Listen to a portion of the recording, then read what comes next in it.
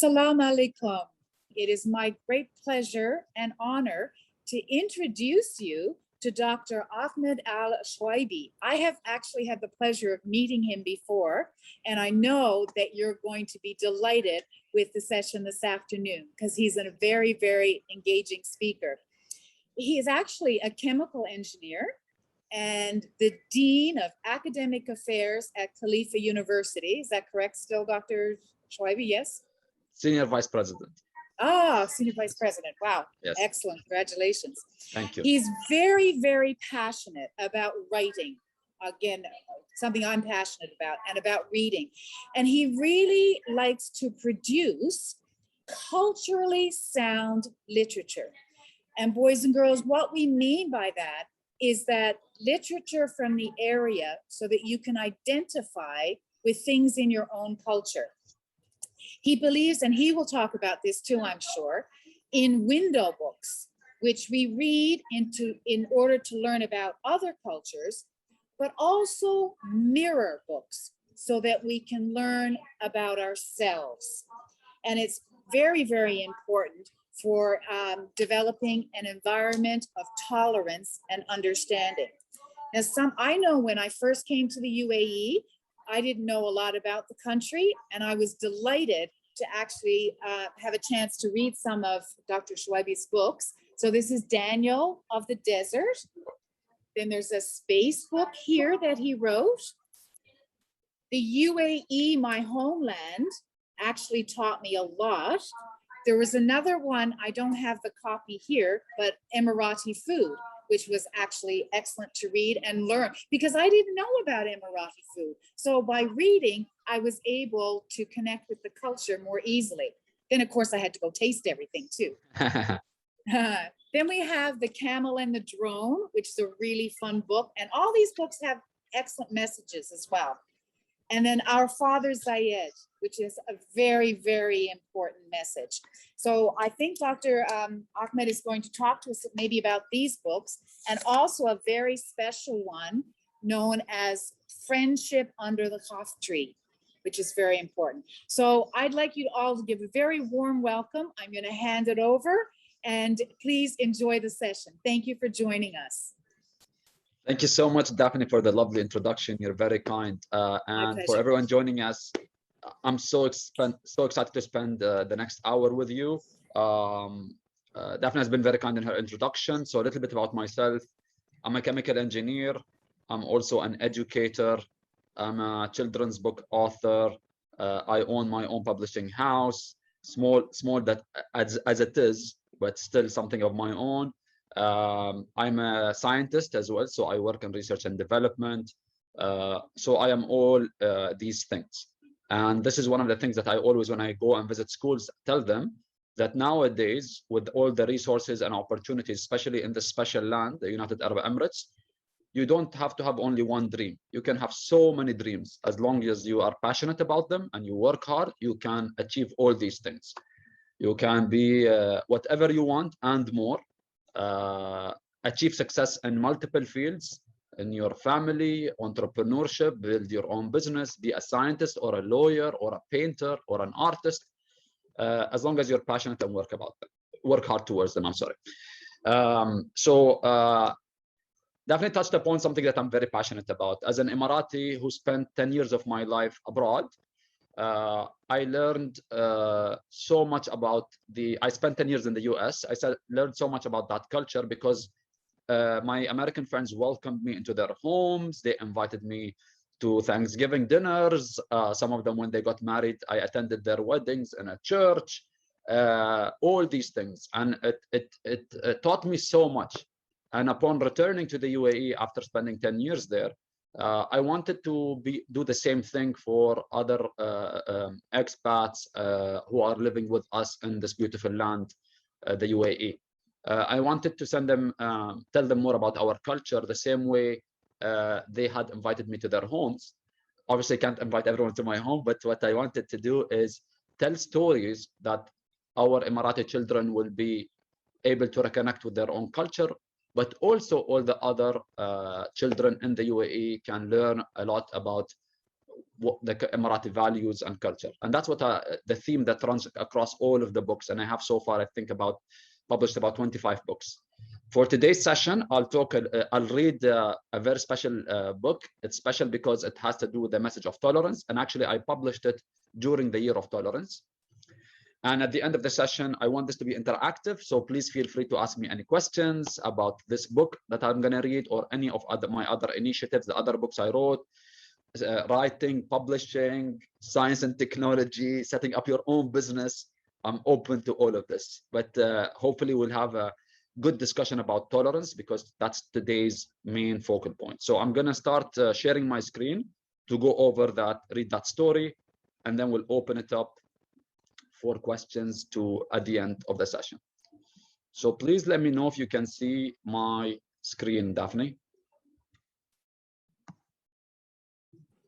Yes, I can see it very clearly. Okay. Beautiful. All right. I love the color Excellent. in your books. So children, give me a thumbs up in the chat if you're excited to start the story.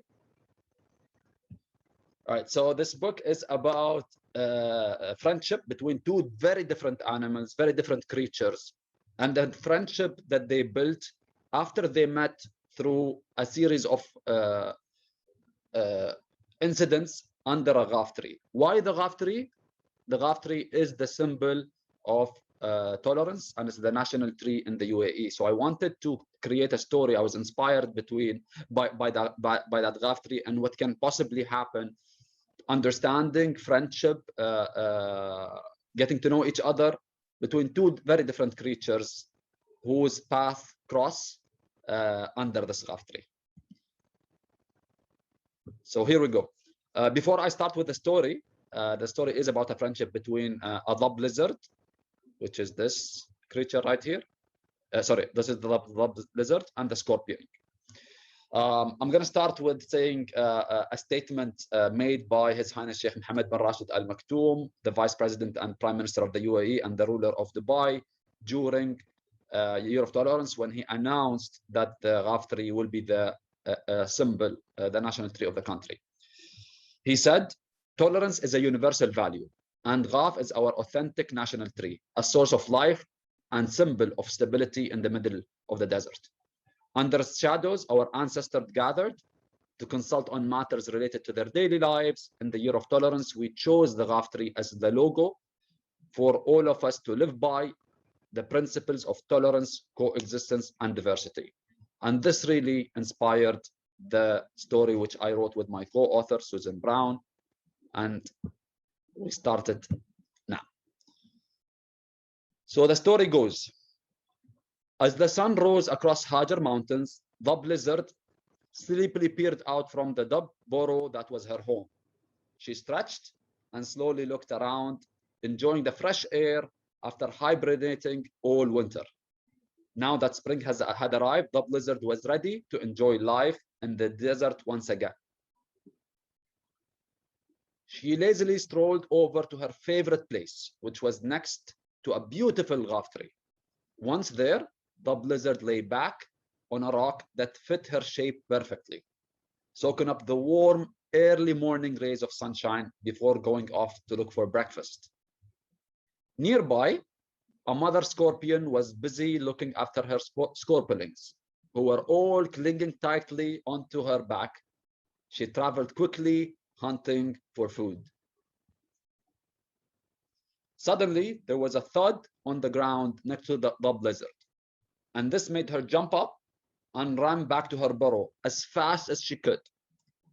Dhub lizards are very timid, and she couldn't think what had made the strange noise so close to her.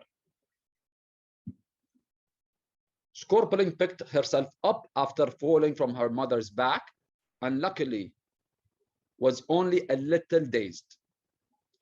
But she quickly became very upset on looking around and finding her mother was nowhere to be seen. "Mommy, where are you?" cried Scorpling as loudly as she could. Scorpling's mommy was in too much of a hurry, though, and had not even realized that she had fallen or heard the cry for help. Scorpling was very young, but she had already been taught to always hide away to keep herself safe, so she quickly scuttled along and squeezed between two rocks. Dhub Lizard was, of course, now watching all this from the safety of her burrow. Dhub Lizard and Scorpling caught each other's eye, and she bobbed her head down shyly, but then up again. Scorpling squealed in delight, doing the same thing, and thought this was a great game. Within minutes, the two unlikely friends were playing peekaboo. Suddenly, there was a strange silence, and Dhub Lizard stretched her neck out as far as she possibly could to take a closer look at Scorpling. All was quiet still, with no movement from this baby anymore. Most lizards would enjoy this easy, unexpected breakfast treat, but Dhub Lizard felt strangely protective towards the Scorpling. She took a risk and carefully carried her back to the burrow, helping Scorpling wouldn't suddenly pinch or sting her. Scorpions are also known to enjoy lizards as a tasty snack. Dhub Lizard looked after Scorpling as if she was her own baby, and soon she grew strong and well again. A day turned into a week, and the months passed by with Dhub Lizard and Scorpling living in the burrow alongside each other. Having Scorpling there was like having a keep out sign. Do you see the keep out sign in the background? Hanging outside the burrow, because scorpions can be very grumpy, and so usually nobody ever goes near them. Every morning, Dhub Lizard and Scorpling left the burrow early to go and sit under their favorite Ghaf tree. That is where they met. This was now a special place for both of them because it was where they had first met. The two friends would often peer up to the blue sky through the delicate branches and enjoy the peace as they both felt. The Ghaf tree also gave Dhub Lizard and Scorpling shade from the heat of the sun and was comforting, like an extra special friend. A few months later, Dhub Lizard and Scorpling suddenly noticed a boy and a girl at their Ghaf tree, and the boy was even perched on Dhub Lizard's special rock. The children were called Saif and Sheikha, and they had come to the Hajar Mountains for a picnic with their family. What Dhub Lizard saw next made her start to run towards the Ghaf tree to protect it, because Sheikha was pulling hard on one of the branches. Don't go nearer, warned Scorpling in a quiet but firm voice.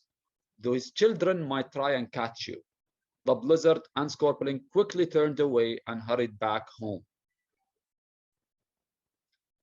Later that same day, Dhub Lizard knew she must go out again to find food.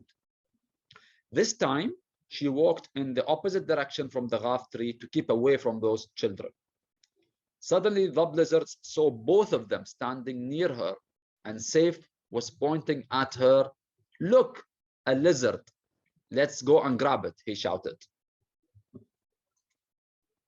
Dhub Lizard's first reaction was to freeze on spot in fear, but she remembered her friend Scorpling in the burrow and raced back as fast as her legs would carry her.